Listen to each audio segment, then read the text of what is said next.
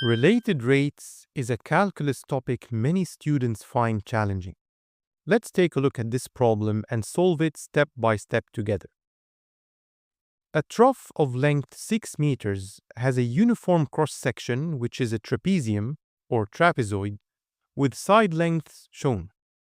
So we know that the length is 6 meters and the two slanted heights are 1 meter each, like this. Okay. We're told that water leaks from the bottom of the trough at a constant rate of 0.1 cubic meters per minute. So if we call the volume of water V water, then we're given that dV water by dt is negative 0.1 cubic meters per minute. Negative because this is a decrease in volume. Water is leaking out. Find the rate at which the water level is falling at the instant when the water is 20 centimeters deep. So if we label the water level as this h, then the question is to find dH by dt when h is 20 centimeters, or 0.2 meters. In order to find dH by dt, we need to come up with an equation relating V water and H. And then we'll use derivatives to relate the two rates. And that's why this topic is referred to as related rates. A good place to start is to find the volume of the entire trough. The volume of any solid is given by the cross-sectional area times length. The length here is 6 meters, and the cross-section is a trapezium. So the area is given by the average base length times height. The two bases are 1 meter and 2 meters long. So we have 1 plus 2, which is 3, over 2 times 6, that will be 9 times the height. The height here is not h, it's the full height of the trough, this one. We can label this vertical line on this side as well. In doing so, we're splitting the 2 meters on the top into 1 meter in the middle and 0.5 meters on either side. And now we can find this full height by using the Pythagorean theorem. This height will be the square root of 1 squared minus 0.5 squared, which works out to be radical 3 over 2. So the volume of the entire trough is 9 radical 3 over 2 cubic meters. To find the volume of water in the trough, again, we have a cross-section of a trapezium, so we have average base length times height. This time the height is h, this water level that is decreasing as water is leaking out of the trough, and we'll multiply by the length, which is 6 meters. Base 1 is 1 meter. But base 2 is not 2 meters now, it is this changing base.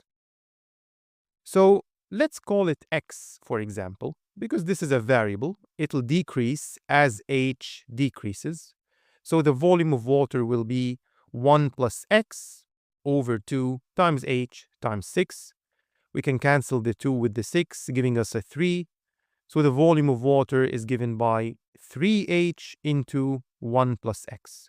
And now this x is causing us a problem because we know it must be a function of h somehow, but we need to find an explicit relationship between x and h so that we can represent the volume of water as a function of h only.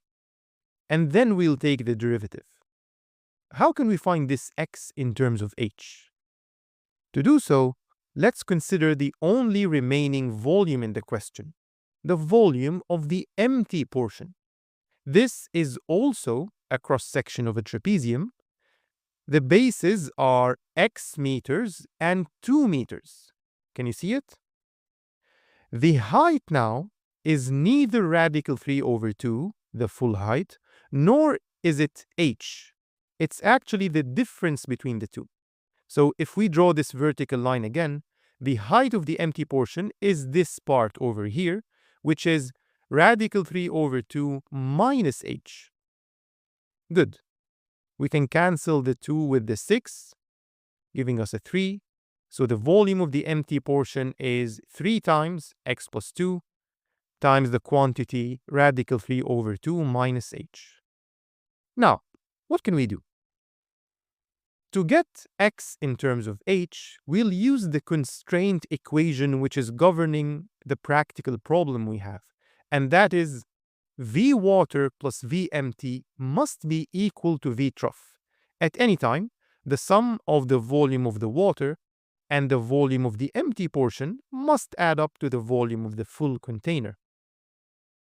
We'll substitute V water, V empty, and V trough.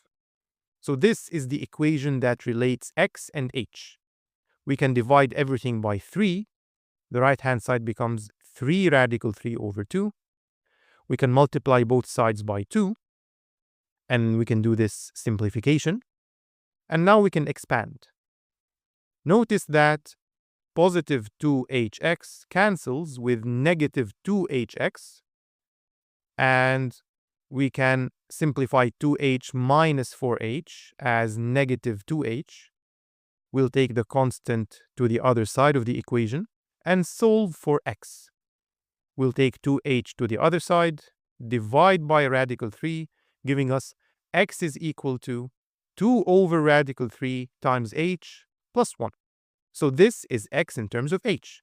And we'll substitute this in the equation for V water. And now it's a function of h only. 1 plus 1 is 2, I think.